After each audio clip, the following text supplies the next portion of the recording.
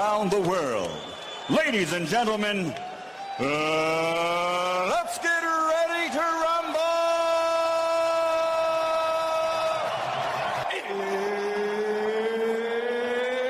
Now, in the white corner, weighing in at 168 pounds, coming from Uruguay, we have Federico Valverde. And in the black corner, weighing at 208 pounds, with 4 knockouts and 2 stops. Hey. Coming in from France, Ariel Chouameni. Chouameni isn't he originally from Cameroon? Gareth North, he plays for France. Let's get ready to rumble. Yeah. There's no leadership. There's no leadership about the Royal Rumble. Like, for 2-3 days, every day somebody is releasing a statement. I was like, is this one fight or different bouts within the team? And then all of a sudden, there's also Mbappe versus the fans. They know small, pound for pound, heavy pound for pound. Heavy pound for pound. They say them beat Valverde, make you go hospital. Many want destroy in socket or in high socket or. Well, but I'm going to release a personal statement. He said there was no blow. How is it that there was no blow, and then you have trauma that will not allow you to play a classic? I just think even like with the number of fights, the club should have been the one to release a statement. The player shouldn't have been releasing individual statements. The club initially released a statement that disciplinary actions would be taken, and then later on, the players also released statements. But Valverde's one is funny. He said out of anger he hit a table and he had a cut on his head. So my point is, how did you hit the table with your head? Oh, I don't really understand. That's the most surprising. He tripped and fell on the table. He said, out of anger, I hit a table and I have a small cut on his head, which led to a minor visit to the hospital. No. Listen, had it been a small cut, they would have treated it there at the training ground. They have medical officials there, nurses and doctors there. They could have sutured it there or dressed the wound. It must have been a big wound for them to go to the hospital. and did you see the one with Carreras and what's his name? Rudiger. Rudiger too. Turns out Rudiger slapped him. And I think they not be small. Confusion in the enemy's camp. Like they bully the boys for that. Yeah. But anyway, the Mbappe and the fans too is also very like 30 million signatures. What is happening there? Yeah, I mean, why so much hate for Kylian? I mean, he's come in and he's performed. He scores his goals. He does his best. I mean, his first season he scored a hat-trick against Barcelona in the Clásico. It's not his fault the team conceded 4 goals in that game. It's all hatred. I don't get it.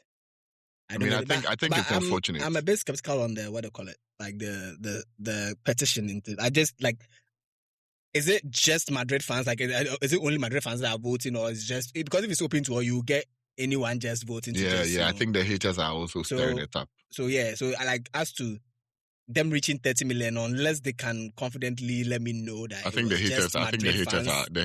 I don't think it's credible enough. Anyone and their mother could just go in there and sign. and just sign it. Yeah. So I was like, nah, you have rival fans going in there to continue to stir the pot that is already boiling. Obviously, and don't forget, 85% are Barca fans. Exactly. Don't forget there's El Clásico this weekend. They will do anything possible and everything possible to destabilize Real Madrid ahead of that Clásico. There's confusion in the enemy's camp. It's already destabilized. The point is, can they come together enough for 90 minutes? I doubt they would. I think we'll get into that. We'll get into the Clásico once we kick off the show.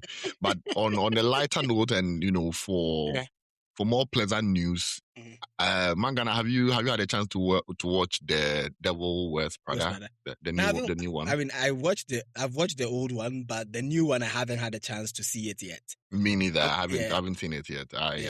I'm waiting for you to buy me the tickets to go and see it. Keep waiting.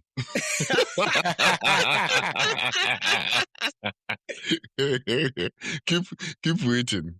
The interesting thing is that it has a bit of I don't want to call it a correlation, but there are some parallels you can draw with football. In 2006, the first edition. Devil Wears Prada, yeah. Devil's Wear Prada was released. And guess what happened in 2006? Arsenal were in the Champions League. They played against Barcelona. In the final, actually. They lost 2-1. Unfortunately, 2 second half goals. Samuel Eto'o and Juliano Belletti scored those goals. And then in 2026, 20 years down the line, Arsenal make it again to the UEFA Champions League final. And guess what happens? They'll be stabbed again by PSG. Devil Wears Prada 2. Now, the interesting thing is that Croissant win over English muffins, or Winston Churchill show another Waterloo to was it Napoleon once again. So let's see what's going to happen. I think Kelvin has a lot to share with regards to that. But Kelvin, his team getting into the final and all. Excitement. Our farmer, what do you have for us this week? Our Champions League final, that is very much it, guys. Yes, it's one nobody, absolutely nobody, saw coming at the start of this season. Probably PSG gets into the final, but I think there were doubts after Chelsea decided to punish them in the Club World Cup. Arsenal, PSG, Budapest on the 30th of May. One club chasing their first ever European crown, and that is Mikel Arteta facing his former side. The other defending the biggest prize in club football, Luis Enrique and Paris Saint-Germain. However, this one, and we are going to talk about it for years. But before we get there, there's a lot of football to get through. Real Madrid are in chaos ahead of the El Clásico, the leaks, the dressing room drama, the Jose Mourinho rumors. And yes, we are asking the question everyone is dancing around. Is Kylian Mbappe the problem? And in the Premier League, it is going right down to the wire. Arsenal and Manchester City are not given an inch at the top, while Tottenham and West Ham are also fighting for their lives at the bottom. This is the 50-50 Football Podcast. Myself, Mangana, and Kweku Safomenta are ready to give you both sides of every argument, and we are not going to let you out. Just keep making up your mind by getting onto our socials and leaving your comments there. Let's get into it.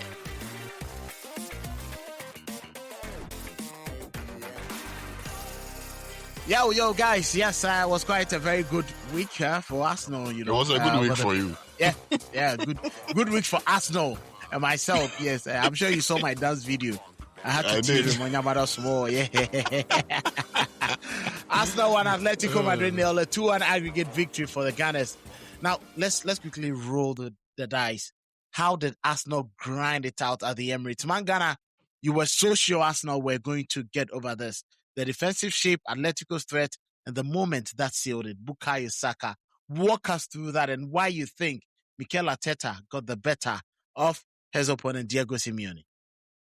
Look, like I've been saying all week, and in fact for several weeks, I told you Arsenal need to take every game like a cup final. They need to come in, put their stamp on the game, push their opponent, get their goals, and then from there you can defend. It's very difficult to start to defend in a game and then try and get back into the game after you've conceded. So if Arsenal wants to win anything this season, including the Champions League final, they need to put their stamp on every game from the onset. That is the only way they can do it, because these players do not have that wherewithal when it comes to how they call it, that je ne sais quoi, when it comes to finishing league titles or finishing trophies. They haven't got that first one over the line yet, so they don't have that where they can just turn it on when they need to turn it on. And so that's why I said they always need to come out fighting. So they played a very good game against Atletico. They came in from the start, imprinted themselves on the game. They knew Bukayo Saka couldn't give them 90 minutes. So they're okay, you're going to give us 60 minutes, give us your best 60 minutes. And they put themselves in the best situation by scoring the first goal. And they consistently created chances throughout the game. I was very impressed by how they played, and I was super impressed by Gyökeres. Gyökeres put in a shift on Tuesday night. He was everywhere, and I think that opportunity where he got, it was a difficult opportunity considering the bounce of the ball. But if he had put that in the back, it would have capped a very, very impressive performance for me. And I think Arteta got his tactics right, and he should do that in the rest of the last 4 games of the season, which is a 3 in the Premier League and then the final to end the season on a high. Kwaku, a lot have been said about Diego Simeone. He seems to be the perennial underachiever. What is actually wrong? What couldn't he get right? You listen to the post-match comment from some of the players, Yano Black, Cardoso, and they were talking about nerves. What is actually wrong that Simeone cannot get his team over the line in crucial moments? I don't think there's anything wrong. Honestly, I think they're overachieving.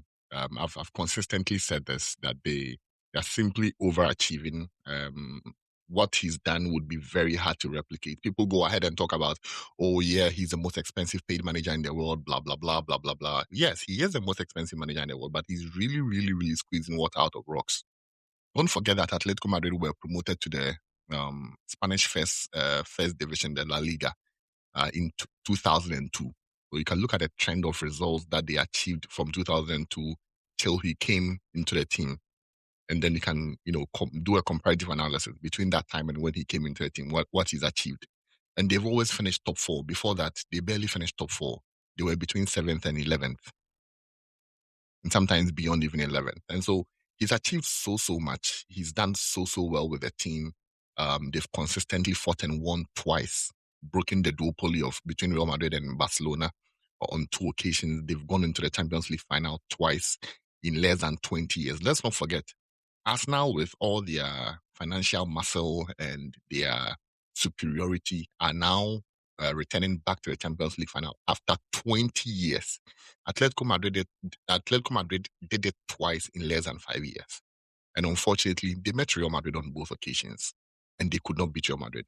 And it was always a tight game. One, they lost in penalties. The other one, they lost after extra time. So that 4-1 in 2014 really doesn't tell the complete context of what really happened. And I think they put up a solid performance. They played so well. I think in semi-finals of the Champions League and in high-profile games like this, the fine margins really, really make the difference. So what are fine margins? The type of goal that Arsenal scored. You realize that due to poor handling by Jan Black, Saka pounds on a loose ball and he scored. And then on the other hand, and they had a couple of chances that they should have scored. Giuliano's opportunity, unfortunately, I'm not sure why he delayed that lead. I think had he been a fraction quicker, he would have scored. Some could say that, listen, other referees could say Gabriel put him off, and so that's a penalty because there's an obstruction over there. Whether you would deem it deliberate or not, there was an obstruction. There was a prevention of a clear goal scoring opportunity. Another one could also take a look at that clear penalty offense. However, there was a whistle before that tackle, and so the referee couldn't award a penalty, or VAR couldn't also intervene.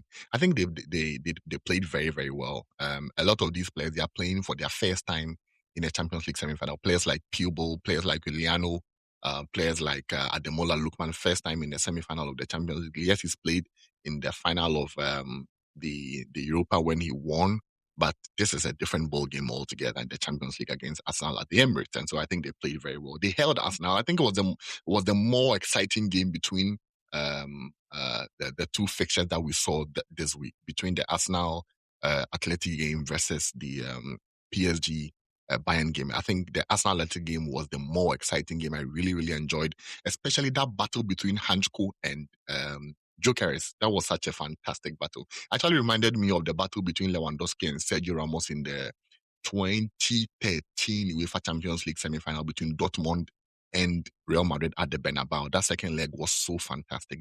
There were so many subplots in it, and that battle between Gyökeres and Hansko really reminded me of that battle again between Lewandowski and Sergio Ramos Garcia at the time. So, listen, I have nothing but praise for Diego Simeone. I respect him so much, so much for what he's done with this club. You look at the team that he has, and the team that he's built. He's stuck to a particular system, certain principles of play that he's imbibed into the team. I think it's going to be so hard to replace him whenever he decides to leave that club.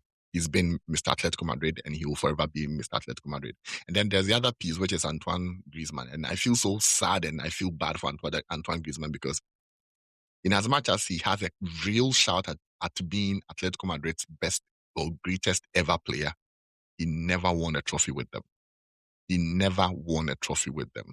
And at 35, it seems as though this is his last season. He's going to walk away. Unfortunately, the 2 seasons where they won the La Liga, he had left. He was at Real Madrid when they won the. He was in Barcelona. Barcelona. Yes, thanks for that. It was in Barcelona at that time. So it's unfortunate that he couldn't win anything with them, and it's their own fault. That I can blame them for when they lost the Copa del Rey. That I can blame the Atletico Madrid team for. But you can also blame that on fatigue as well, because don't forget they had played a high octane game against Barca before that Copa del Rey final against Real Sociedad. So Diego Simeone, I have nothing but praise for him. Diego Simeone he's been good, but if you are talking about inexperience in the squad, none of those Arsenal players have been anywhere near anything close to a Champions League final. So in that sense, they were probably both in the same boat when it comes to experience in major finals. In all this, many think that yes, there's been a lot that Arteta still needs to do, but we would wait to see. The season is still long. It may be short, but it's still long. Let's move on. There's a lot more to discuss. Bayern Munich stayed in Bavaria, and PSG went there to knock them very early. Ousmane Dembele with a 3rd minute finish before Harry Kane equalized very late on. The chaos that we saw in Paris last week, wasn't what was seen. This time around, it was a more controlled second leg with defensive awareness, particularly from PSG.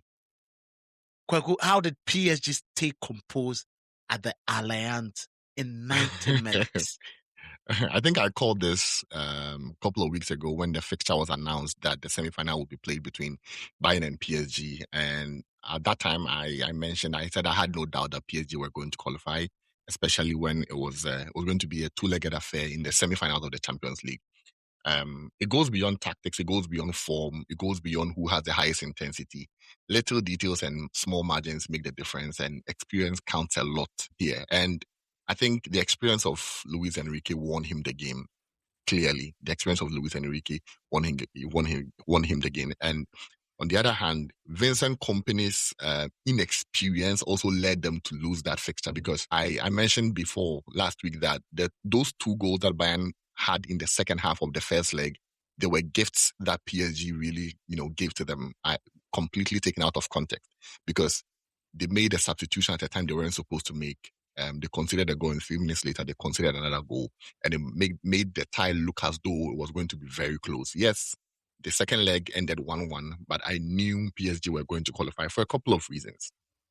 I knew Bayern were going to have the possession. I mentioned here that they were going to have the possession. What I struggled to really see was PSG being able to control the game without the ball and control the spaces. And Bayern made it very easy for them. Why did this happen? It happened for a couple of reasons. Before going into the game, I honestly thought Kompany was going to exploit the left wing, which, would be the right wing of PSG, because Achraf Hakimi was going to be out.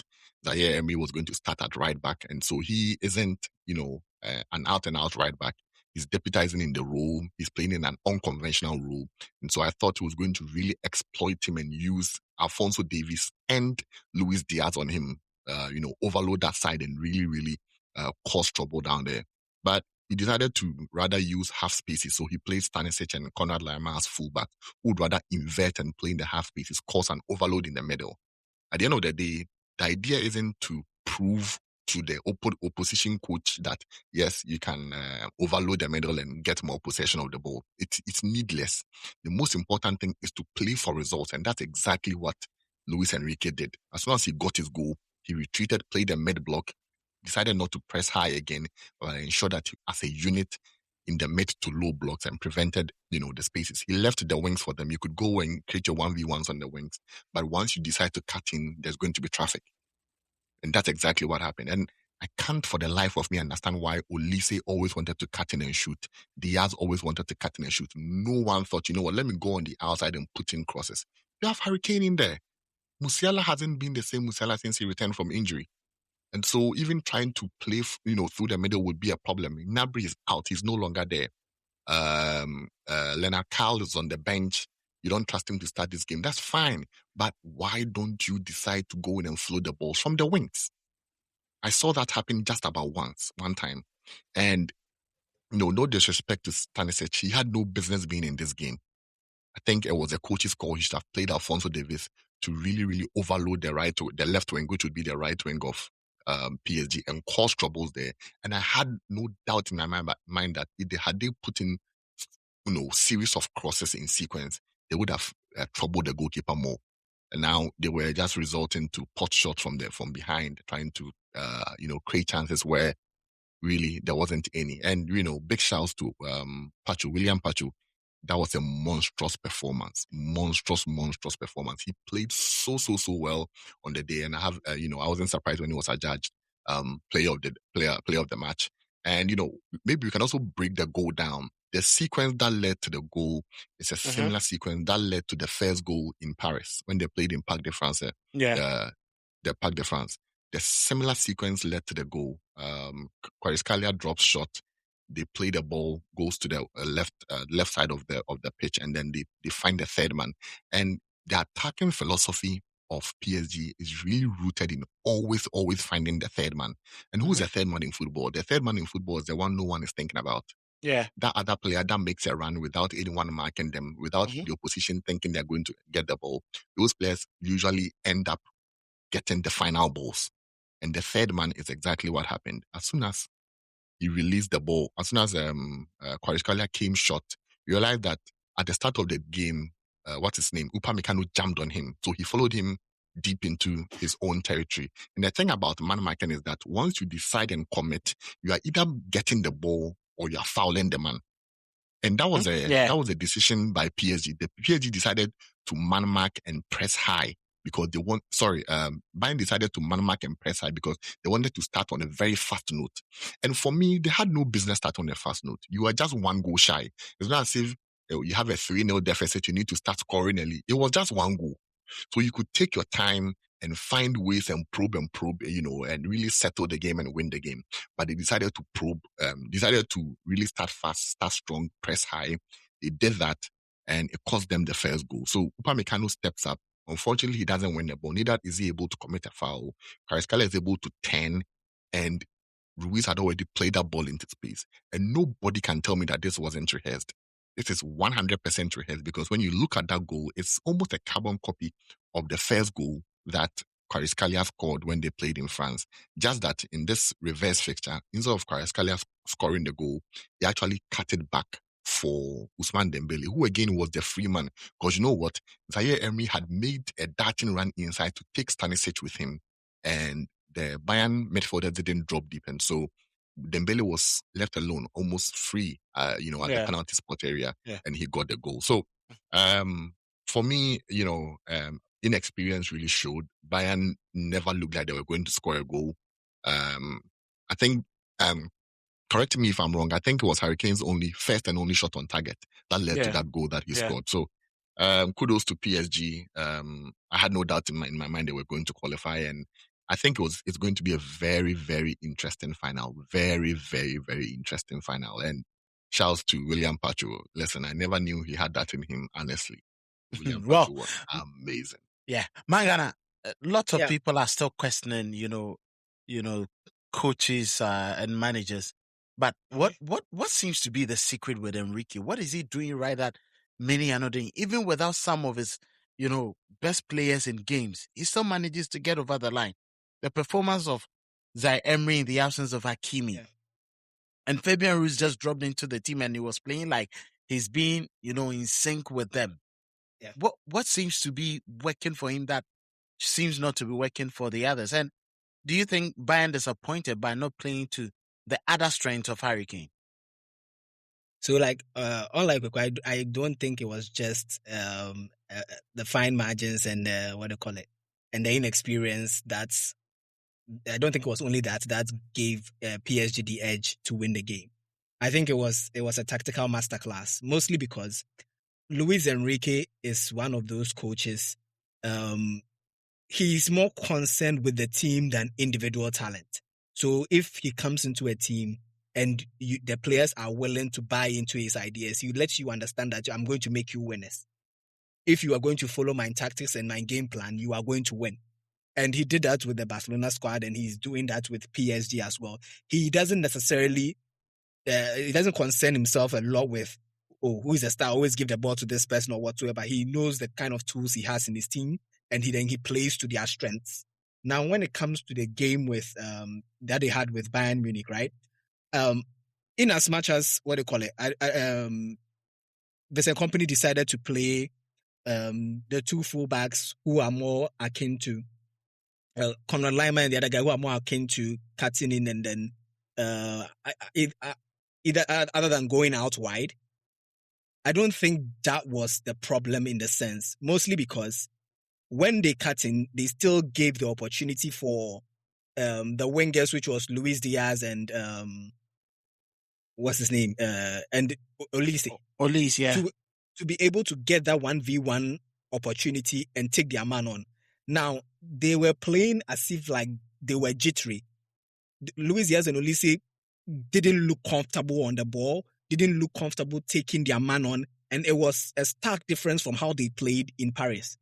Mm-hmm. So I think that in as much as, yes, the overlapping runs could have opened a few more avenues, they still had enough opportunity 1v1 with their fullbacks to be able to take them on and put a ball in the box. It didn't require them to have had fullbacks who would overlap for them to be able to put a ball in the box. They just chose not to because that was not their game plan.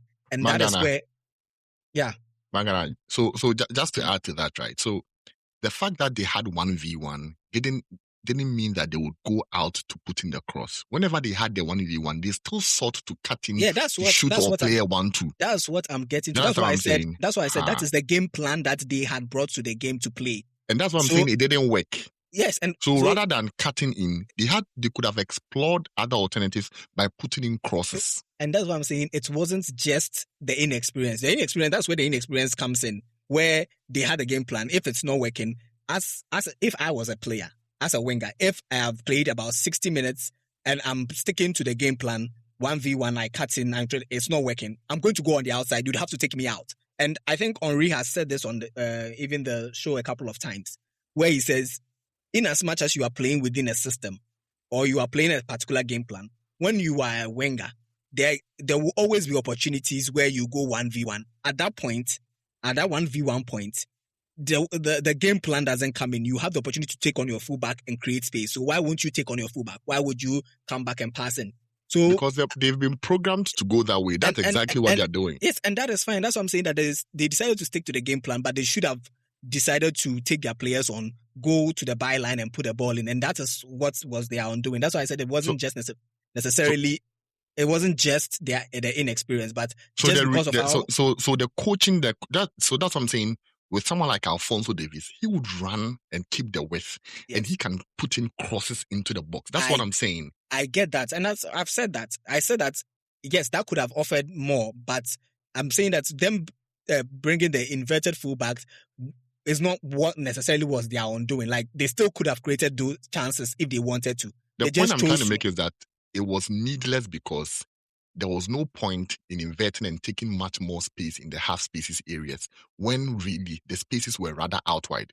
That's where all the spaces were. No, you've made that point, and I get that. And I'm not saying that you are wrong, but I'm saying that in as much as that option was there, the option that they had taken already, they could have still made chances for Harry Kane. They just decided not to because of the game plan that they were playing. So I'm not saying that what you were saying was wrong. I'm just pointing out that even with what they had, they could have still created chances. They just chose not to because they decided to always come in as opposed to take their man onto the byline and then put in those same crosses which Harry Kane would have fed off. You know what? Potato. I'll just let it be. So, I mean, it's PSG. Enrique saw how Bayern Munich were going to set up. He had clearly put his players through their paces. And as Kwek was saying, the goal is a training ground move. It's something that they've practiced on the training ground several times. This is when we get the ball. This is where we are going to put it on the wide area. And I know we have two players who are coming in late. And then you put the ball back in those spaces in between the defender and then the on-rushing players. And there will always be someone there to put the ball in the back of the net. They've practiced this several times. It's a well-worked training ground move.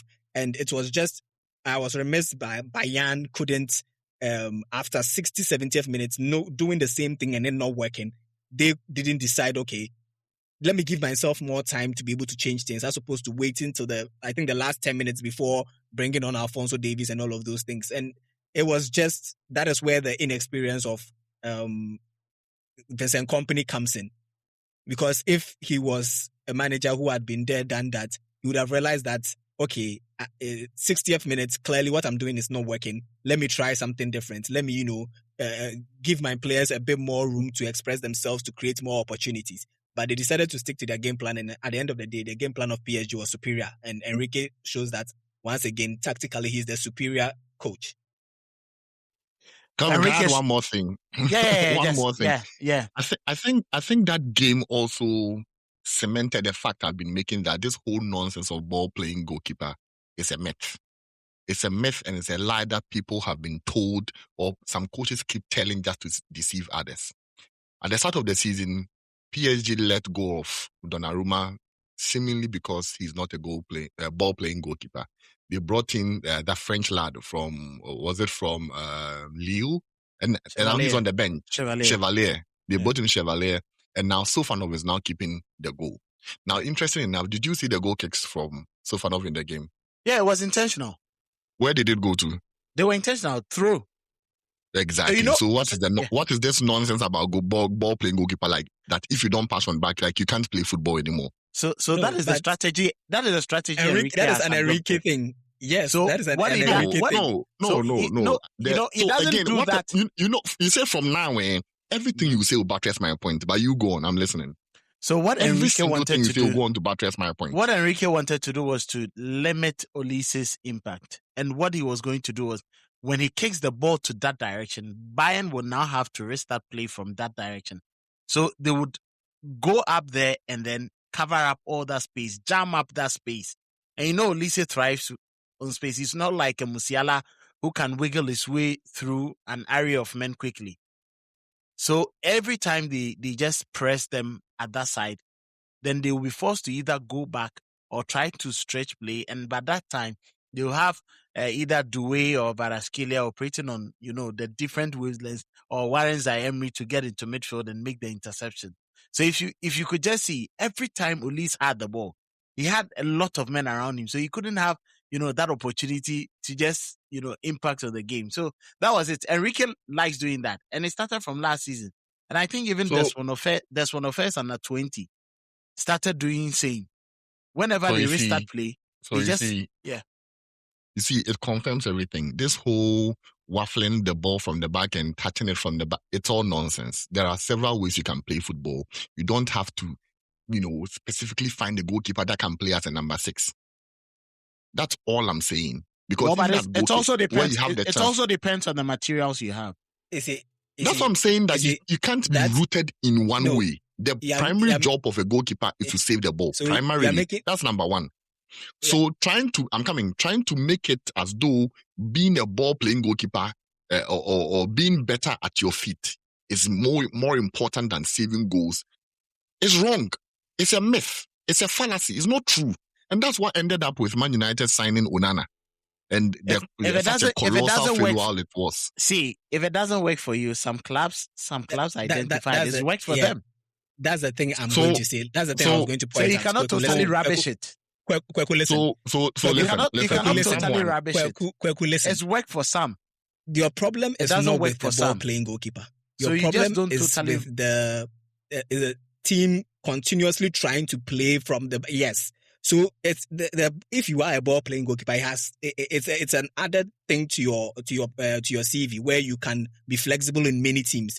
But it is the insistence on playing out from the back, even when there is pressure, even when you know that the other team is going to squeeze the life out of you, and you still decide that no. All I'm saying that this insistence you have to be this type of goalkeeper is nonsense. So you can still be a ball-playing goalkeeper, but if you are in a team, no one is saying you shouldn't be good at your with the ball at your feet. I'm saying it shouldn't supersede your primary job of saving the ball. It should never supersede. No one should rank it higher, that it's more important to be good at your feet than actually saving the ball. And it's become like a narrative as though, you have to be able to do this with your feet, pass the ball. It's nonsense. But no one is saying that the keepers should be better at their feet than their hands. It's one of those things. No, it's a narrative that's being thrown around. It's a narrative. Yes, it is. You are seeing it. Yes, it is. They just want a keeper who there's a lot of evidence as they are with there's their a lot of evidence, yeah. and I can tell you, it's Chevalier that they want to sign. They want to sign. Is he as good with his hands as he is with his feet? I haven't watched enough of Chevalier to determine but you watched Onana, right? Were you able to determine that? Yeah, I've watched Onana. Is he better with his feet or with his hands? I wasn't even in favor of them signing Onana in the You were in favor, and I have evidence. I wasn't. You were in favor, and I have evidence. You know what? In favor. You know what? Don't do this. I wasn't in favor. We were on a three-way call. The moment the moment you buy the player, or I would always point out. This is where you intervene. This is where you intervene. So you see, Mangana is lying here. No. Which line? He's lying. When you are linked to a player, I will always look at the merits of the player. At the end of the week, of the player. Please go into the comment section. I have no doubt that the third person who was with us when we had that conversation would come in and comment. I have no doubt in my mind that person will come in and comment. When we signed Onana, this individual, Mangana here, made a categorical statement that Onana coming is very, very good because Man United considered a lot of goals because De Gea wasn't good with the ball at his feet, and whenever they pressed us, he would kick the ball long and he would lose the ball and they would come and score us. That was a categorical statement that he made. But today he's telling me that he was never in favor of signing Onana. Like I said, but I think that is evidently... No, Kelvin, you weren't in favor of that. I wasn't in favor of it, but anytime you are going to buy a player, if the team has decided you are going to buy the player, I always look at the merits of the player and see how it would work for the team. All right, so you are looking at what works for... Yes. What would work? Yes, this is his attributes. This is what we think he's good at. So if he's able to translate that into our team, this is how it will look for us. Well, but it was. I was all like, I was like, oh, Man United should go and buy Onana. Did you see me say Man Man United? You are lying. Coaches have their own ways of getting players. Mangana is lying. Let me just pick your thoughts. Will Arsenal break their deadlock? Would they win it for the first time? Or Kweku, you think that this is going to be PSG dominating Europe once again and retaining the title? I know. Lots of weeks to go. They have league matches to play, players to recover. Or you guys want us to save that for the next? I would love to save it for. But from what you saw, final, because in 20 seconds, a lot is going to change. In 20 seconds, going to change. Wait, in 20 seconds, if the final is being played this weekend, based on what you saw on Tuesday and Wednesday, who do you think carries the day? I think PSG carries the day. Well, do you want me to go into the why? Why? Yes. So I was very skeptical about how PSG would handle like physical play, how PSG would handle playing without the ball and preventing the opposition from creating chances. And they did that against Bayern Munich. And it's quite surprising. And the difference is that the difference between how PSG would play against Bayern Munich and how PSG would play against Arsenal is that they would have more of the ball against Arsenal. They would have more of the ball than they did against Bayern when they play Arsenal. Not that Arsenal won't have the ball. It could even be that on the day, Arsenal might even edge them with regards to possession. But PSG would have more of the ball. And for how purposeful they are with the ball, I think they will cause a lot of trouble. However, Arsenal could also manage to win if they are able to reduce the game to duels. If they're able to go decide and listen, I'm not trying to go and possess the game. I'm not trying to play to your advantage. Let me reduce the game to duels. And we saw Chelsea do that against Barcelona earlier this season when they played at Stamford Bridge, when they won 3-0. They reduced the game to duels. I think that way Arsenal stand a chance. However, now, if they were to play the game tomorrow, I'm putting my money on PSG. Mangana, who do you think wins if the game is being played this weekend? I'm going to make the case for Arsenal. Mm-hmm. And why do you think Arsenal will win? I think Arsenal have a very good chance of winning, mostly because we all know how PSG like to play. We all know the quality in terms of the attack and third. And I think when it comes to the defensive structure that Arsenal has, they have enough in there between Rice and the back four to be able to deal with that with the attacking talent of PSG. Now, the problem with Arsenal is the firepower going forward. Will they be able to create enough chances and put the ball in the back of the nets? That I am not too sure of. So, in that instance, I just think that they should take advantage of all the set pieces, since it's been one of their biggest proponents of goals. And they should always put the ball on top of the keeper, because PSG are not necessarily blessed with like tall, strong players in their back line as well as even in their midfield. So there's going to be a size advantage when it comes to set pieces. So Arsenal should play to those strengths, make sure that their defense is solid, compact, keep PSG out, and they should take advantage of their set pieces, and they would win. Even though they'll win ugly, but they'll win. They should also make sure that they're not going to allow the game to flow. If the game starts to flow and goes into a rhythm, PSG will tear them apart. So little tactical fouls, niggly challenges, just mash up the game. Make sure that there's not enough of free-flowing football for them to start to pick a rhythm. If a player takes on 2-3 players, bring him down. Always consistently break up the flow of the game, and that will give them their best opportunity to win the game. Well, that is going to be one we'll talk about later on. But now, let's get into other matters.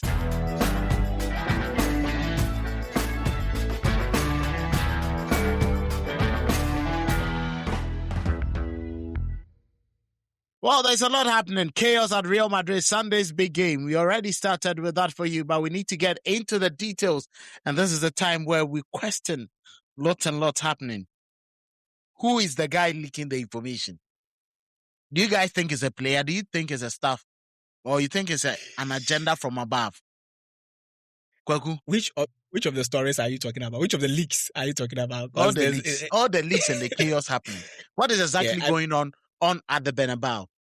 Look, I don't think it's one player or one person leaking. Almost all of these players now have like their own PR teams and stuff like that. And sometimes to get ahead of certain situations, their PR teams would leak some of these things on the players' behalf, to put them in the best position for their image. But it's a lot going on in the club, like the infighting between like different sets of players and the whole Mbappe and the fans issue. Like, it's just a whole lot going on in the club, and it's about time. And I even saw that there are some players that are not even speaking to Arbeloa at this point. So, like, it's just about time where I think Florentino needs to find the appointment that he wants to make and announce it, so that it brings some stability. Okay, we know this person is coming in. Let's all stop this fighting and then try and put our best foot forward to impress whoever is coming in. And like we said when we were trying to make the case for who should come in for the Real Madrid job, just even with this infighting and going, the personality that they need in is not someone who is, a young manager. They do need a big personality to be like, yeah, all of this stops now and you're all going to follow me now. Kwaku, just look at what is happening. Does this look like a club that is fractured from within? And do you think is this the reason why Mourinho's name is being floated? It's like whenever you pass the mic to me, you want to tease me with Mourinho. You want me to go. No, but we all know that's we all know you go on that tangent. Don't worry, we are just helping you get there. You want me to get excited? Yeah, we are helping you get there faster. But see, it's a leadership problem. Honestly, it's a leadership problem. Fights happen everywhere. Fights happen in clubs. It happens everywhere. A few months ago on John Obi Mikel's podcast, Solomon Kalou told us about the fight he had with Michael Ballack, where he literally poked Ballack's eye and they went into a brawl and they were separated. Nani told us about a fight he had with a young player at Man United, where the player tackled him badly in training and they got into it and, he beat the guy up.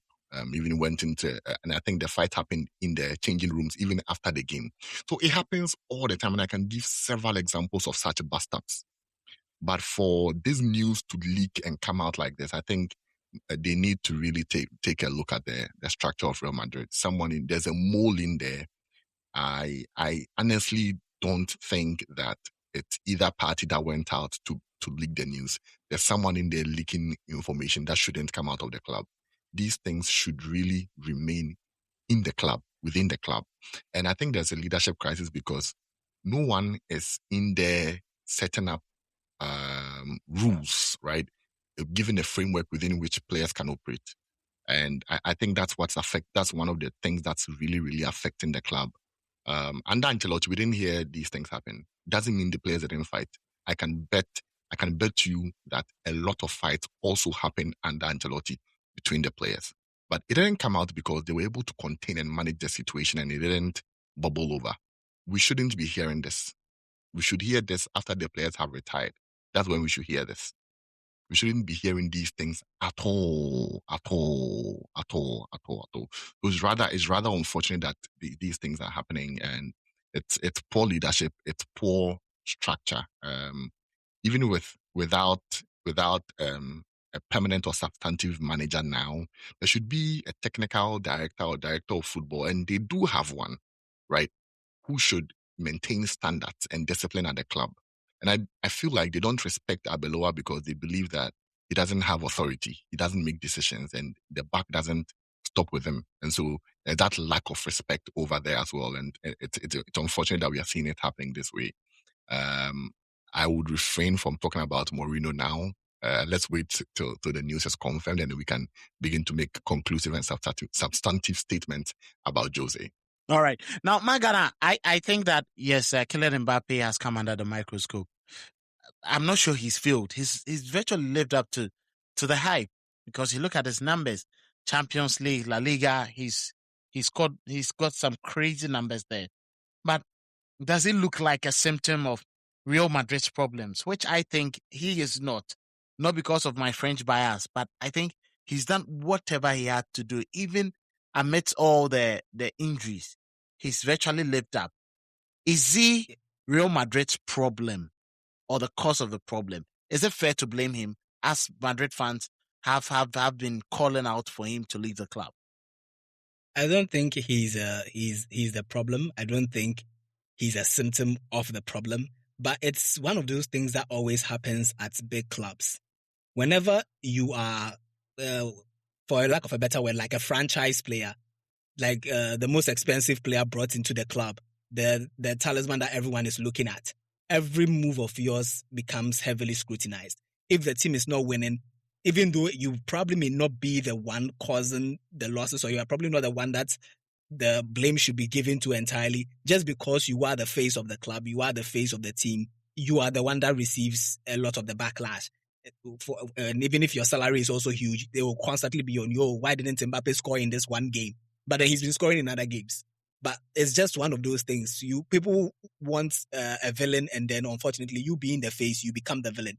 And if you also express certain things on the pitch, or the personality is not what the fans or people around the club of in the media would feel like, oh, this is a player that we can galvanize around. We can come together around and ride his wave. You always get those things where little stories will be coming out. Oh, and I don't like his body language. I don't like this. I don't like that. So it's just because of where the club is at, them currently looking for a manager, them not allowing Barcelona to take this league title away from them, and all of the little things that infighting that are going on. They're like, okay, who can we blame? All the other players, we don't really know them like that. Oh, Mbappe, he's the one we bought for.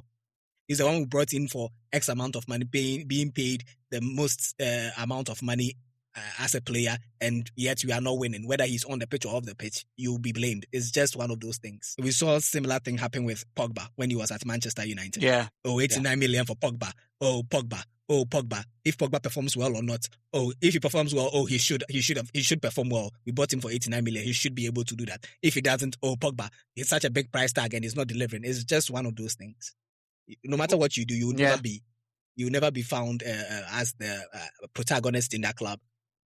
Well, I think Real Madrid have their own issues, and I think it's about leadership. It's totally about leadership, and then they need to crack the whip. There seems to be no control, and there is a division. Is it that the French squad, and there is the French squad, there is the Spanish, people, Rudiger I think, has also joined the Spanish quartet, and the South Americans are also forming their own group there. It's getting crazy, and hopefully, they get a manager who resolves all these issues. But Kwaku, in all these, ahead of a very big clash, the El Clásico, who benefits? Can Madrid use this as a shocker to Barcelona and delay their title, win over this weekend in the El Clásico? I wish. I really, really wish they could, and I wish they would. I wish they could, and I wish they would. But it's unfortunate because they don't seem to know what they are fighting for this season. They've lost their pride, they've lost that sense of urgency, and they've lost that focus that they are playing for Real Madrid. So it's very, very unfortunate. I think Lamine Yamal is still going to miss out on this game. But is he back in training? I thought I heard something like he was back in like on the grass. No, he just visited them. He won't be ready for the game. He won't be ready. Okay. Yeah. No, not for the game, but I thought like he's back on the grass at least, doing some work. Because I'm actually looking at him for the World Cup, not the World Cup. He will make it.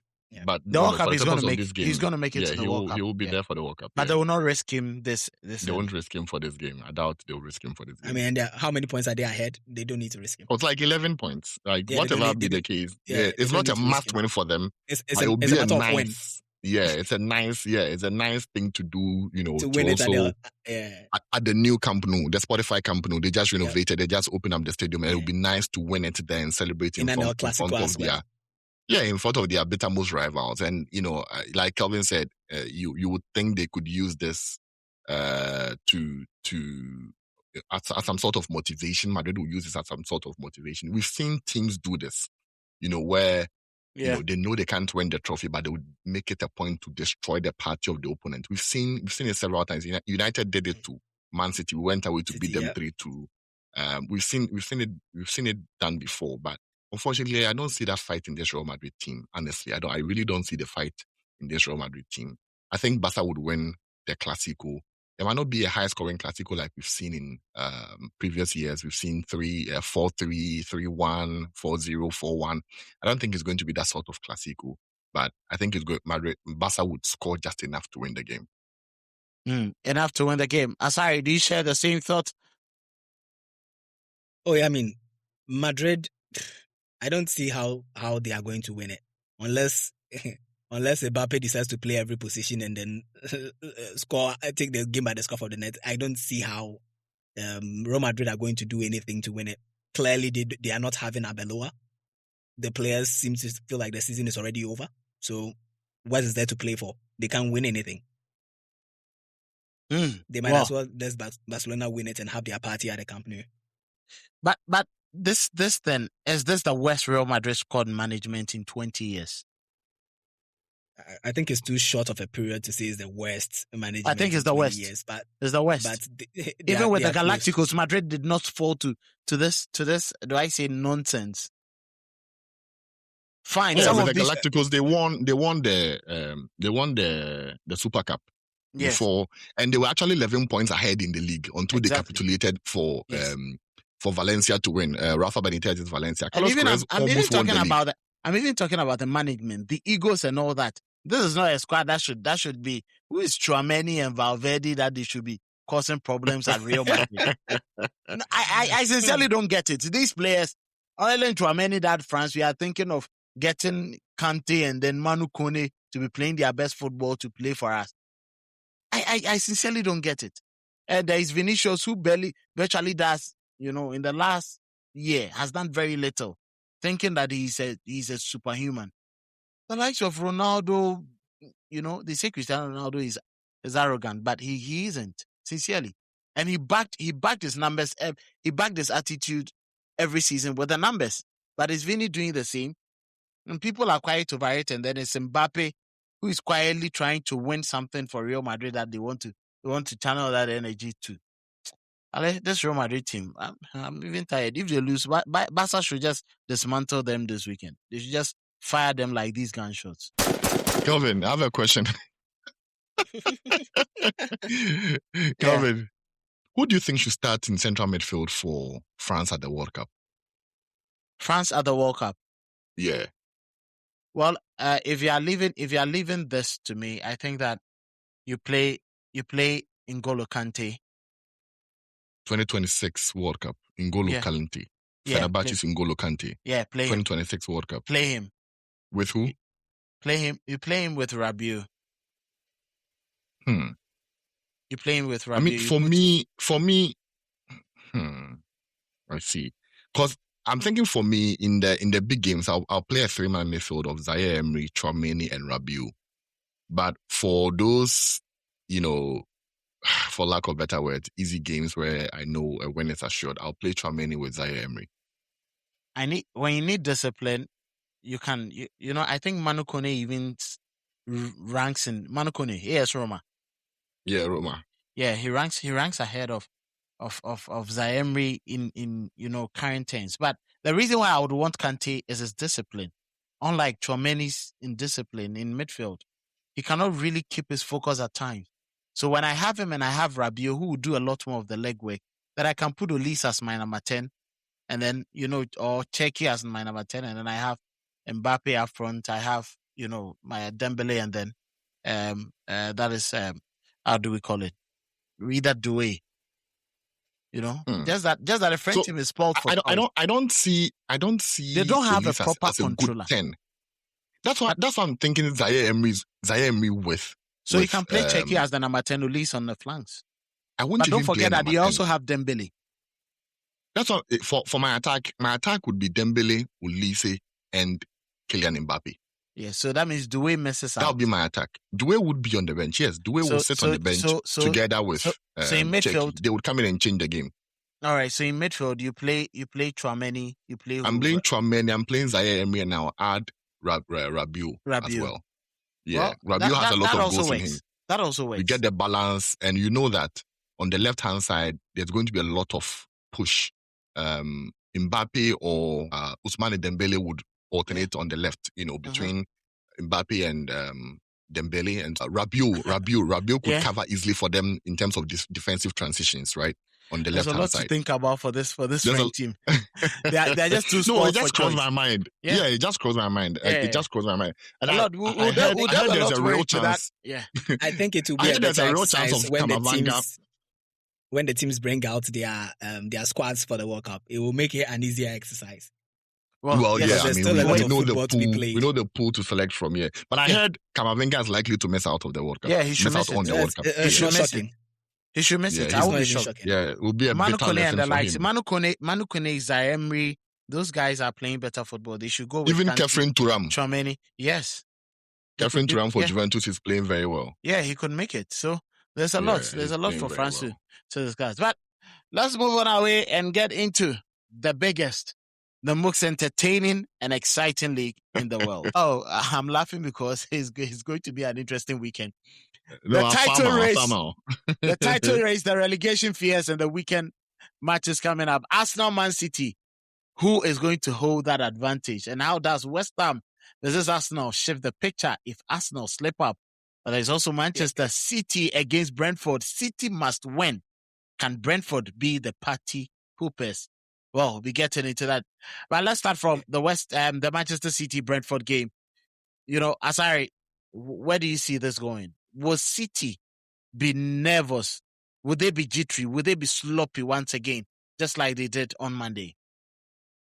I don't think City will be nervous. I don't think they'll be jittery. But I don't think it's a foregone conclusion that they will also win. Brentford are very good. They've been good all season. And they can definitely cause this City team some problems. Yes, I'm still leaning towards City to win.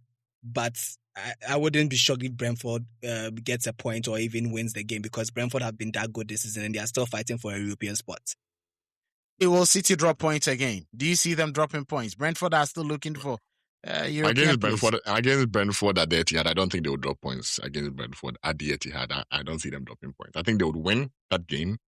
I also think Arsenal would win against West Ham. Honestly, West Ham has really disappointed me. I didn't expect them to lose 3-0 to Brentford that way. But could you know what's funny in that game? Tell me. The Brentford Arsenal game. Tell me. I said the West Ham Arsenal game. West Ham have the opportunity to relegate Spurs and then destroy Arsenal's party, also being a London club. Oh, that's also very interesting. Yeah, if you put the London rivalry in there. They can still destroy Arsenal's party and be relegated. Well, that can also happen. That can also happen. Yeah, exactly. I think West Ham should rather focus on the games after this because Tottenham would play Chelsea.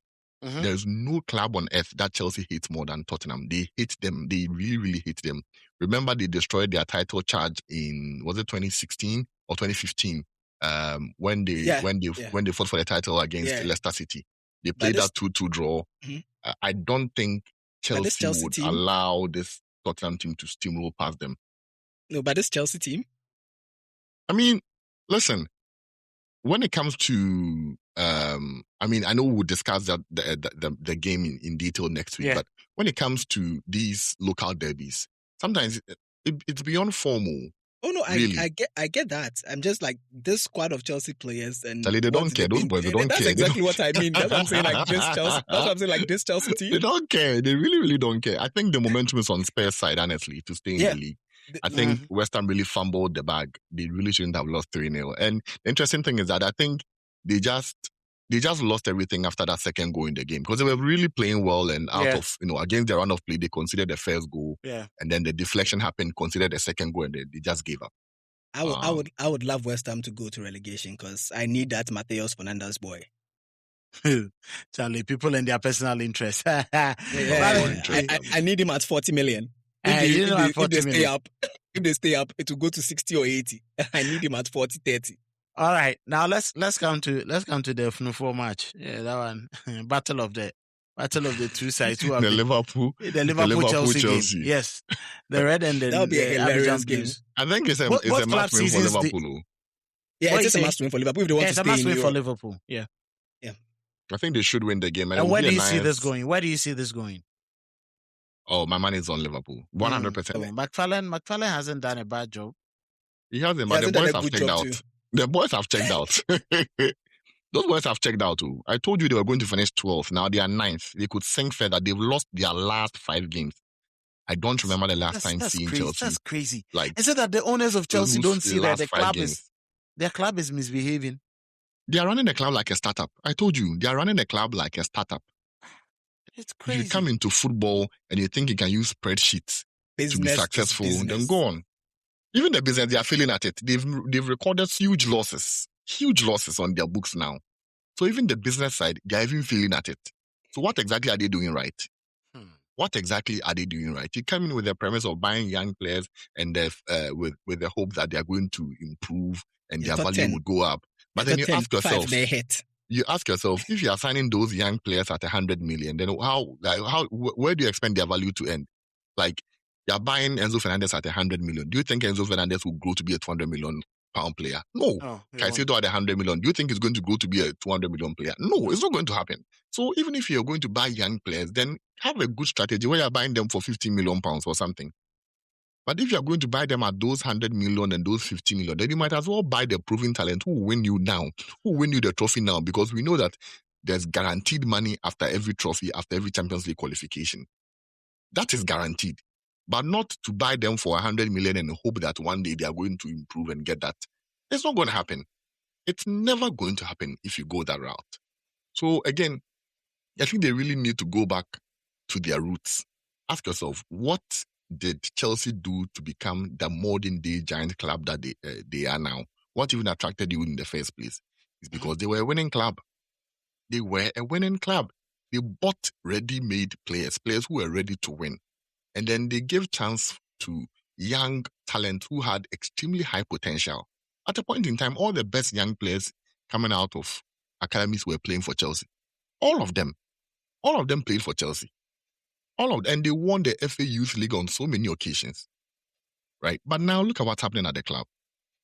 So it's very unfortunate, and I keep waffling about Chelsea and how I'm annoyed with what's happening at the club because, like I always said, during the best Man United years, they were our fiercest rivals at the time, right? So it's very unfortunate that they are going through this patch. The boys have checked out. I don't see how they are going to beat Liverpool at the at Anfield. Well, let me just get your predictions, and then I'll get into one final thing that I would have to ask all of us. I think that yes, Arsenal is going to win, City is going to win, and it will take us another week to see who is going to cement their place in the title. Tottenham, yes, a very very tough game against Leeds United, but I think that they now have the momentum, and De Zerbi seems to have picked up, what is right and needed and necessary for the team.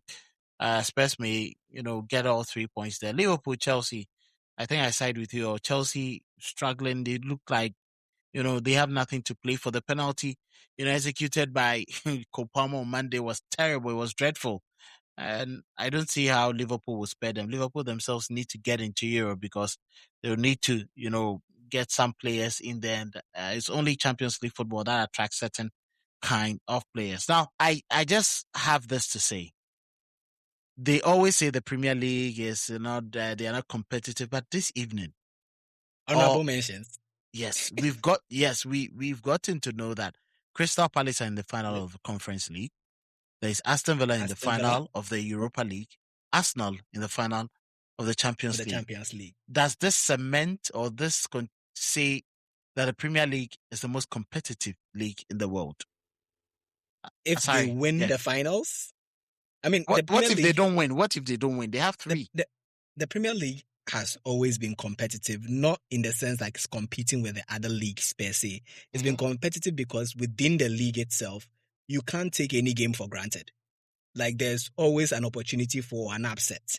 So it's always competitive in that sense, even though over the years, there's always been one team that has run away with it in Man City. But in between the clubs, below Man City, there's always that battle there where the positions keep changing with Newcastle coming in and then going out, Aston Villa coming in and all of those things. So that's where the competitiveness stems from. But when it comes to them being able to compete with the other teams in Europe, a lot of times they get into the latter stages of the tournament, more often than not, the other teams in the other leagues are better than them in the sense that they always beat them in the final or they beat them in the semi-finals or in the quarterfinals. And you can attribute that to whatever reason that you may give, that the English teams play too many games and, the English league is difficult. But at the end of the day, you have to beat what's in front of you. So if you're unable to beat them, they've done well to be able to to get into all 3 finals. But over the years, as we've watched football, there's been a lot of times where a lot of the English teams can get up there, but then when it gets to the business end, they are unable to make it over the line. Kwaku, we know when the English clubs got out of the round of 16 in the Champions League, especially, people started throwing all the tantrums in the world that yes, the Premier League is whack, they are not good there. But here now, you are in every final. Is this to rubbish what people said and continue to uphold the Premier League as currently the best in the world? I think it's more of the latter. It reinforces what some of us have been saying, that the Premier League, listen, love it or hate it, it is not the most technical league, 1. It's not the most tactical league, 2. But it's the most competitive league and it's the most lucrative league. That you can, and I think this just reinforces it.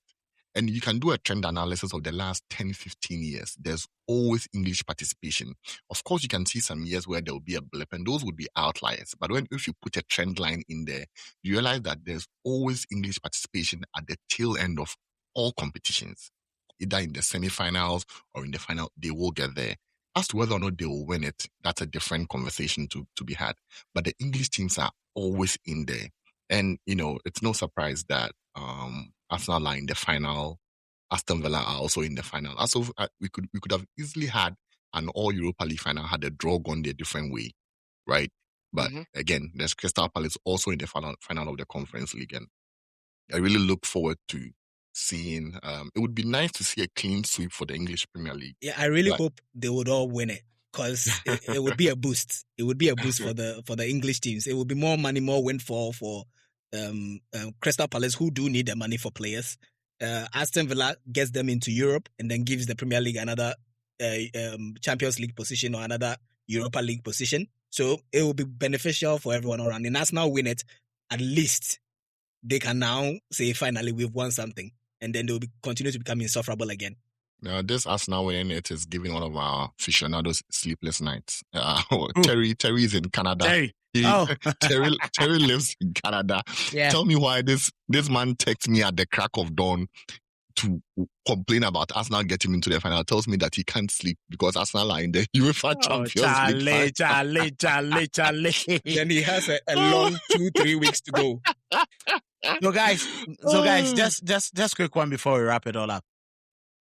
Do we consider Mikel Arteta as an elite coach? No. All right. How are you elite? You haven't won anything. How do you categorize yourself as elite? What if he wins the double? Would we consider him as elite? Even if you win, you need to be able to replicate it. You have to be reproducible. Right? Okay. If in science, an experiment is said to be a good experiment when the results are reproducible. If it be statistical significance, it tells us that whatever happened was not by luck or by chance, right? So we need to. So he's gotten into the semi-final twice. Yes, you haven't won it. Won it. So he has to win it. But with the investment he's made, he should be doing that. If he wins the double, he's been a very good manager.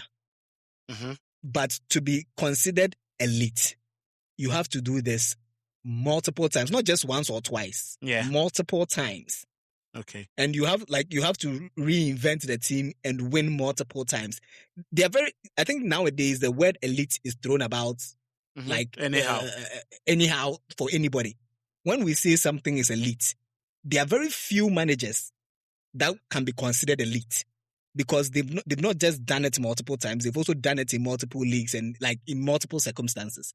But now somebody like this company doing well with Bayern Munich doesn't make him an elite manager. It doesn't. Elite managers are. I don't even think company's name should be mentioned because what he's doing is not even extraordinary. Bayern are doing that already. He's doing what Bayern does already. Yes, that's why I'm saying that he's not going to be considered an elite manager because yes, you are winning the league, but Bayern will always win the league, and you are getting them there. You have good enough players to get them to latter stages of Champions League. So it's not necessarily you have to be able to win it and then win it multiple times. And we can say, okay, you being able to do this consistently makes you a good manager. Elite managers, you talk about Pep Guardiola, you talk about Ancelotti, you talk about Allegri, you talk about, say, Alex Ferguson, and then who else? There are about just a few that you can mention that you say. Did you mention Jose? You talk about Jose Mourinho because they've done it multiple times. You mentioned Wenger, but I didn't mention Jose. Yeah. With Wenger, I will say he's elite. He's elite. He's elite. Don't put any bat. But I won't put him elite. He's elite. Don't put any bat. He's elite. I won't put him elite. Give the man his flowers. He's elite. He's elite. No, Nanasa, please, make your list again. I want to hear your list again. I said Pep Guardiola, Sir Alex Ferguson, Ancelotti, Allegri. And then you brought in Jose Mourinho, which I confirmed, yes, Jose Mourinho. As Jupenkis. Yeah, Jupenkis as well, yeah. The tented Bosk. Currently in this iteration of managers, there are not a lot of elite managers around. Is Klopp elite? They still have to do more. Is Klopp elite? Elite? Klopp. I think he stopped coaching, but I think you can put him in there just because of what he did with Dortmund and with this Liverpool team, winning everything. Is Claudio Ranieri elite? Is Claudio Ranieri elite? Claudio Ranieri. Is Unai Emery elite? He's not elite. Claudio Ranieri is not elite. But you forgot to mention Enrique. Enrique, is he elite? Enrique is an elite manager. He's done very well. Why? So why is Unai the master of Europa Leagues not elite? No, he's the king of Europa, that one, no doubt. But Europa League is considered a second-tier European tournament. Poly first class and Tech first class. Exactly. You've killed it all. Exactly. And that is your lot for this week on the 50-50 Football Podcast. Arsenal and PSG are in Budapest on the 30th of May. And then there is Real Madrid heading into the El Clásico looking like anything but a club that runs European football and a Premier League title race that has no intention of making life easy for anyone. Next week, we'll have the full reaction to the El Clásico, the EPL results, and focus into the next weekend. And we'll start building our case for who wins that final in Hungary and who wins that final also in Wembley. You will not want to miss any of that. Don't forget that the Black Stars also have issues, and we are going to talk a lot more about that and happenings also on the local scene with regards to the Ghana Premier League. After this weekend, we'll get to know how things will pan out in subsequent weekends, whether Mediama or Gold Stars will win the trophy. If you enjoyed today's show, please subscribe wherever you get your podcast. We are everywhere. It genuinely makes a huge difference for you, for myself, and every other person. Leave us with a review. Share the episode with any football fan. If you don't even have a football fan, just get it to any of your favorite podcast listeners. And I tell you, they will love football by force. Who deserves better than talking to people who don't watch the game? Find us on social media at a 50-50 Football Podcast across all the platforms. Tell us your prediction for the UCL final, and we are going to read every single one of them. Until next time, together with Kweku Safumenta, to Man Ghana. Yes, his real name is Asari, Nana Asari. But the Man Ghana, someday, sometime, we'll explain it again. I know some of you have missed that episode. And my name is Kelvin Osuansa. This has been the 50-50 Football Podcast. See you on the other side.